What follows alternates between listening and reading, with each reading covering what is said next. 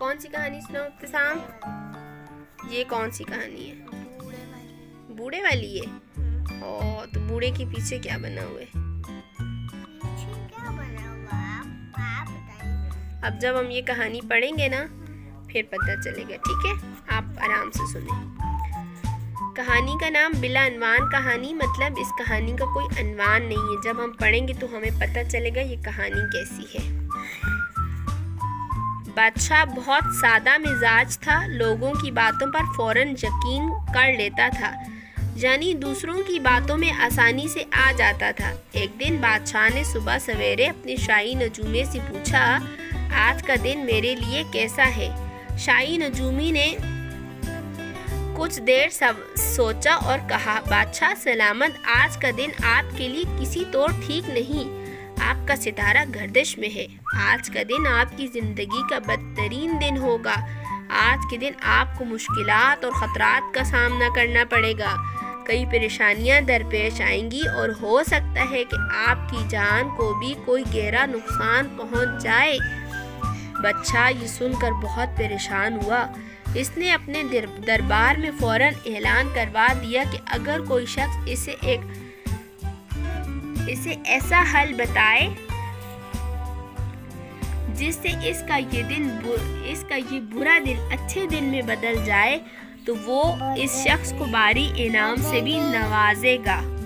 ऐलान सुनकर शाही तबीब बादशाह की खिदमत में हाजिर हुआ और एक छोटी सी शीशी जिसमें एक जर्दी माइल महलूल था बादशाह को देते हुए बोला, बादशाह सलामत, आपके मसाइल का हल मेरे पास मौजूद है और वो ये है कि ये ऐसा करमाती शरबत है जिसके पीने से आपकी सब परेशानियां ख़त्म हो जाएंगी, सारे मसाइल दूर हो जाएंगे, बदकिस्मती खुशकिस्मती में बदल जाएगी, सारी बलाएं टल जाएंगी।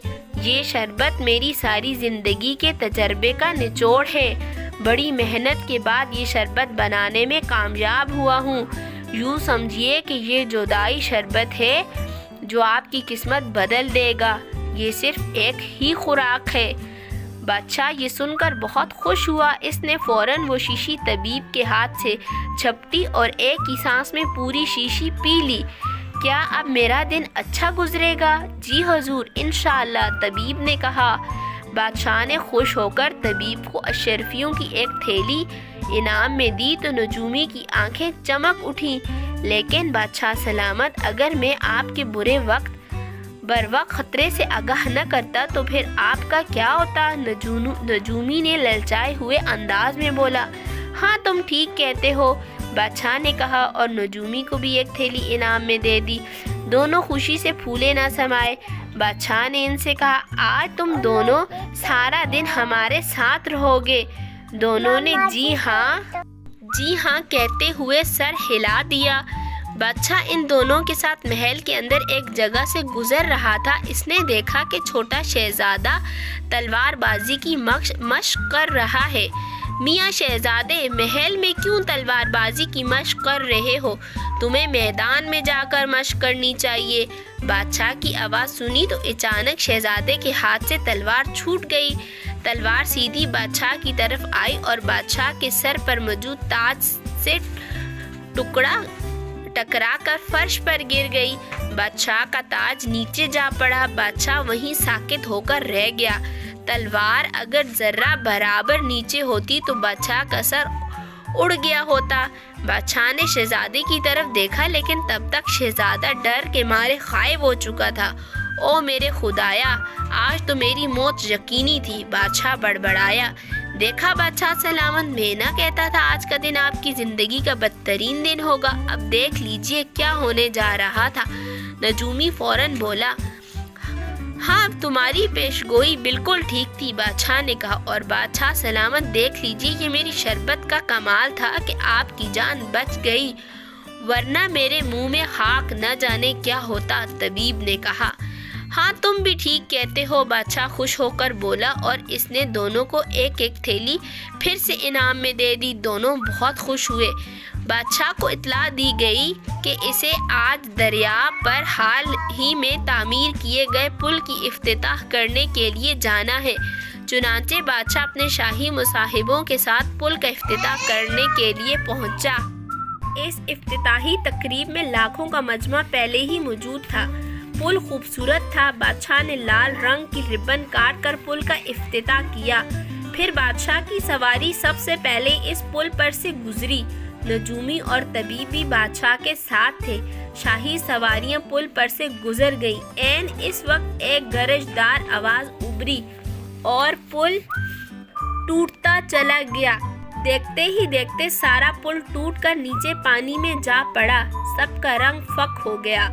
बादशाह भी जैसे सकते में आ गया। अभी चंद लम्हे पहले वो इस पुल पर था और शायद वो भी इसके साथ ही पानी में गर्क हो जाता।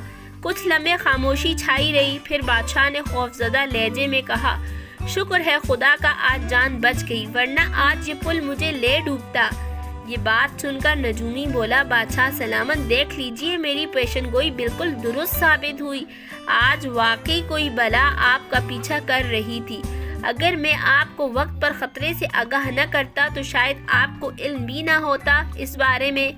हाँ, तुम ठीक कहते हो, बादशाह ने इसकी बात काट कर कहा। बादशाह सलामत, आपको यकीन करना ही पड़ेगा, ये सब मेरे शरबत का असर है। अल्लाह ने इसी शरबत के वसीले से आज आपको बचा लिया, वरना पता नहीं क्या होता। तबीब भी फौरन बोला, हाँ तुम भी ठीक कहते हो। बादशाह ने खुश होकर कहा और इन दोनों को एक एक अशरफियों से भरी थैली फिर से इनाम में दे दी। दोनों खुशी से झूम उठे। बादशाह वापस महल पहुंचकर बहुत खुश था कि नजूमी और तबीब की मदद से इसकी जान बच गई। फिर बादशाह को याद आया कि आज तो इसका जंगल में शिकार खेलने का दिन है। सो वो चंद सिपाहियों के साथ शिकार खेलने के लिए जंगल की तरफ रवाना हुआ। जंगल बहुत घना और जंगली जानवरों से भरा हुआ था।